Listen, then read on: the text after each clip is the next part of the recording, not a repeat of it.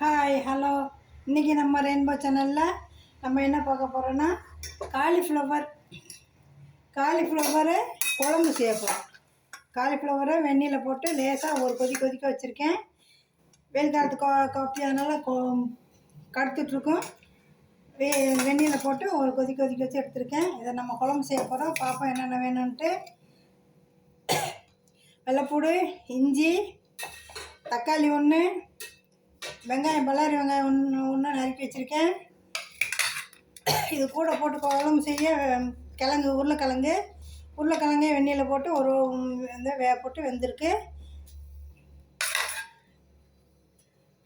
மசாலா என்ன வேணும்னா Kashmir chilli powder, மஞ்சத்தூள், சீரகத்தூள், தனியாத்தூள், உப்பு, சாதாரண சில்லி பவுட்ரு, கரம் மசாலா, இதில் ஒரு அரை கரண்டி ஜீனி. தாளிக்கிறதுக்காக வேண்டி ஒரு பட்டை வத்தல், பிரிஞ்சி இலை, கிராம்பு, ஏலக்காய், சீரகம், பட்டை.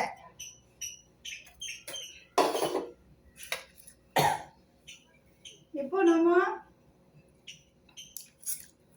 இதில் கொஞ்சோண்டு மஞ்சள் போட்டு, எண்ணெயில் மஞ்சள் போட்டு காலிஃப்ளவரை வறுத்து எடுத்துருப்போம்.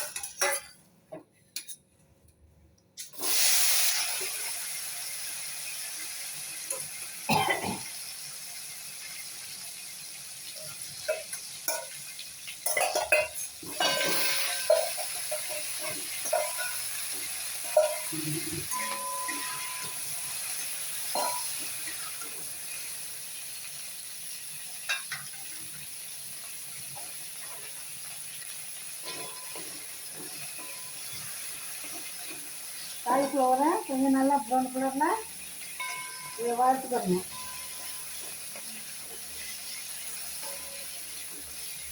வெயில் காலம் காலிஃப்ளவரை கடுத்துட்டு தான் இருக்கும். அதனால தான் கொஞ்சம் நம்ம வெந்நீரில் ஒரு வெக்காட் போட்டு நம்ம தண்ணி கீழே ஊற்றிட்டோம். இது கூட ஒரு அரை கொஞ்சோல ஜீனி போட்டுருவோம். கலர் நல்லா வரும். கொஞ்சம் வதங்கட்டும். பார்ப்போம். பாருங்கள், இப்போ கொஞ்சம் இது வதங்கிருக்கு நல்லா. எப்படி எடுத்துக்கிடுவோம்.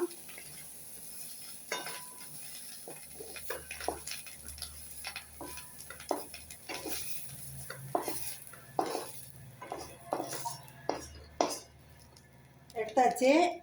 இப்போ வானலியில் எண்ணெய் ஊற்றுவோம்.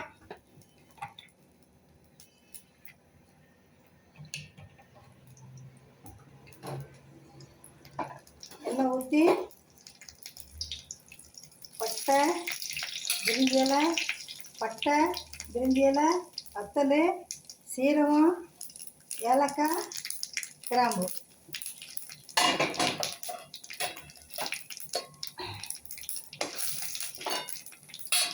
வறுத்து வச்ச வெங்காயத்தை போட்டுருவோம்.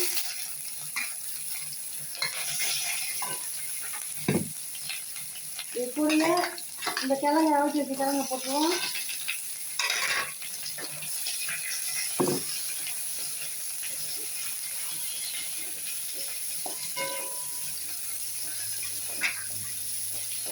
கிழங்கு எண்ணெயில் கொஞ்சம் வதங்கணும்.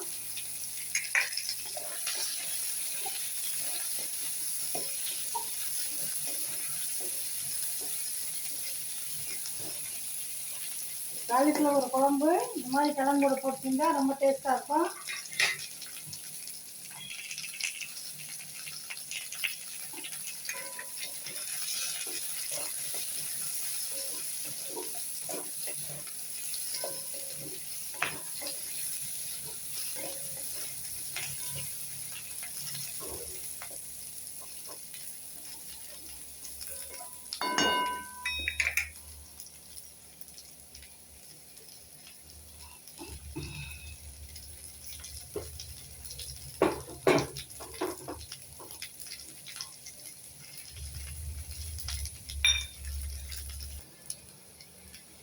இப்போ நம்ம கிழங்கு வெங்காயம் எல்லாம் நல்லா வதங்கிடுச்சு.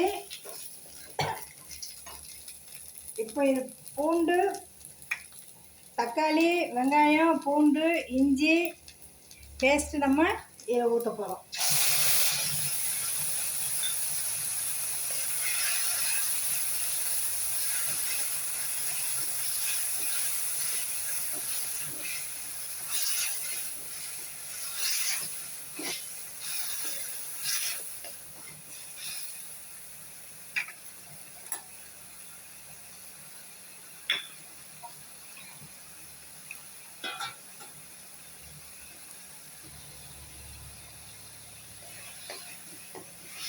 இஞ்சி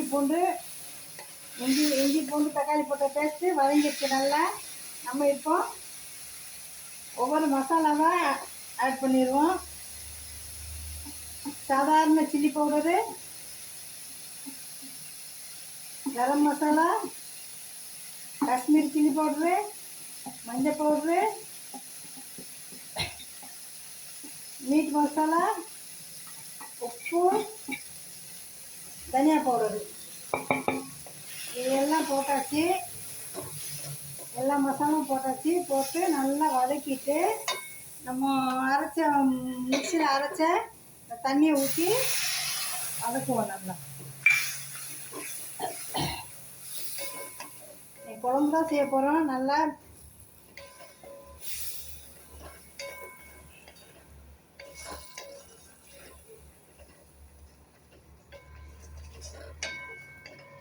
குழம்பு நல்லா வதங்கி எண்ணெயெல்லாம் அது பிரிஞ்சு வரணும். வர்றப்போ தான் நம்ம காலிஃப்ளவர் போட்டு நம்ம குழம்பு எவ்வளோ வேணுமோ அவ்வளோ தண்ணி ஊற்ற போகிறோம். நல்லா வதங்கிருச்சு பாருங்கள்.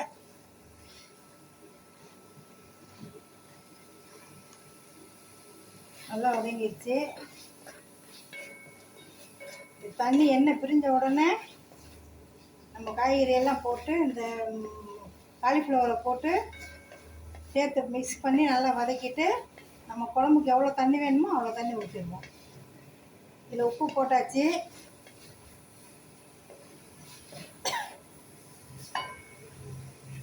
காலிஃப்ளவரை ஏற்கனவே ஒரு வெந்நீரில் போட்டு, ஏற்கனவே புழு இருக்கும் காலிஃப்ளவரில், அதுக்காண்டி லேசாக வெந்நீரில் போட்டு ஒரு கொதிக்க வச்சோன்னா நம்ம காலிஃப்ளவர் எடுத்துகிட்டு எண்ணெயில் வதக்கிட்டோம். ஏன் வதக்கிட்டோன்னா இது உடையாமல் இருக்கும், குழஞ்சி போகாது. அதுக்காக வேண்டி எண்ணெயில் போட்டு லேசாக வதக்கிட்டோம்.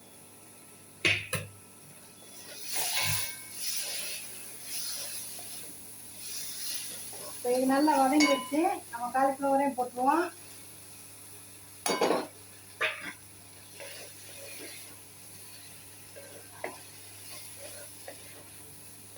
நல்லா மிக்ஸ் பண்ணிவிட்டு நமக்கு வேணுன்ற தண்ணியை இதில் ஊற்றிட்டு கடைசியில் இறக்கும்போது ஒரு கரண்டி நெய், மிச்சம் இருக்கிற ஜீனி, கொத்தமல்லி இலை வச்சு கார்னிஷ் பண்ணணும். இந்த வெயில் காலத்து குழம்பு இப்படி கொஞ்சம் தண்ணியாக வைக்கணும். எதுவும் ஒரே இந்த வெயில் காலத்தில் பருப்பே நல்லா இருக்காது, பருப்பு சாம்பார் நல்லா இருக்காது. கொஞ்சம் மாற்றி மாற்றி சமையல் பண்ணணும். வதங்கட்டும், நல்லா வதங்கட்டும். ஒரு நிமிஷம் மூடி வைப்போம். மூடி வச்சு வதங்கட்டும். இப்போ பாருங்கள், திறந்து பார்ப்போம். நல்லா வதங்கிடுச்சு. இப்போ நம்ம வேணும்ட்டு நம்ம குழம்புக்கு எவ்வளோ தண்ணி வேணுமோ அவ்வளோ தண்ணி ஊற்றுவோம்.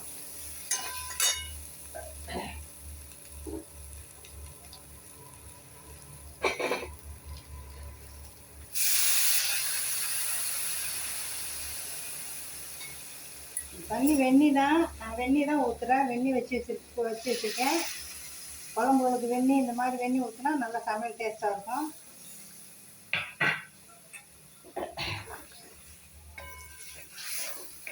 இதை வச்சு சோறு, சாதம், குழம்பு வெஞ்சனமாகவும் பக்கத்தில் எடுத்துக்கலாம், குழம்பாகவும் எடுத்துகிட்டு சோறில் பிசைஞ்சு சாப்பிட்லாம்.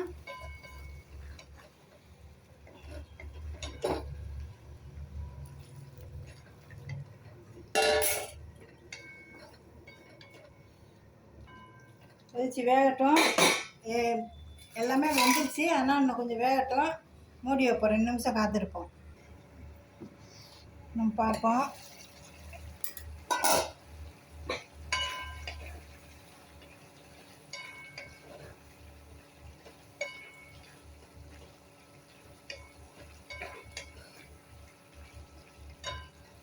இன்னும் கொஞ்சம் மூடி இருக்கட்டும்.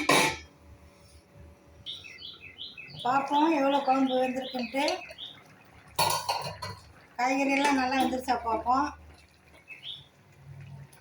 பாருங்கள், இப்படி இந்த மாதிரி குழம்பா செய்யணும். காயெல்லாம் வெந்துருச்சு, கிழங்கு வெந்துருச்சு. இடித்து அது பார்த்தா எல்லாம் வெந்துருச்சு. இப்போ நம்ம குழம்பு தானே நமக்கு வேணும், அதனால் வற்ற விடக்கூடாது. இதில் கடைசியில் அந்த இருக்கிற ஜீனியை போட்டுருவோம். நெய் ஊற்றிடுவோம்.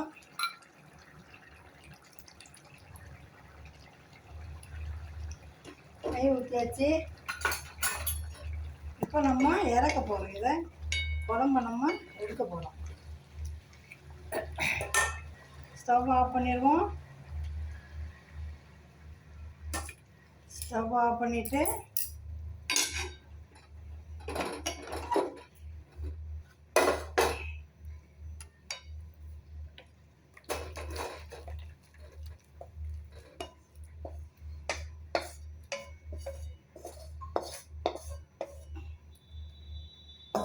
உங்களால் முடிஞ்ச இந்த மாதிரி இலையெல்லாம் எடுத்துருங்க.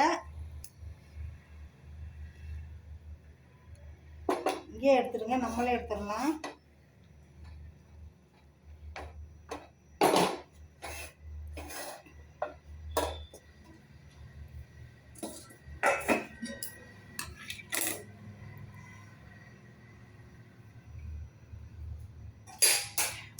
குழம்பு பாருங்கள், இந்த மாதிரி குழம்பா இருக்கணும். இப்படி குழம்பு சோறு ஊற்றி சாப்பிட்றப்பல குழம்பு. இது காலிஃப்ளவர் குழம்பு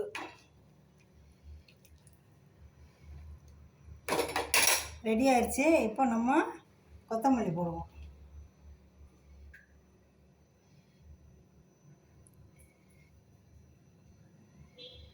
காலிஃப்ளவர் நல்லா பூக்கோப்பி குழம்பு ரெடி. பூக்கோப்பி குழம்பு ரெடி ஆயிடுச்சு. Okay, thank you.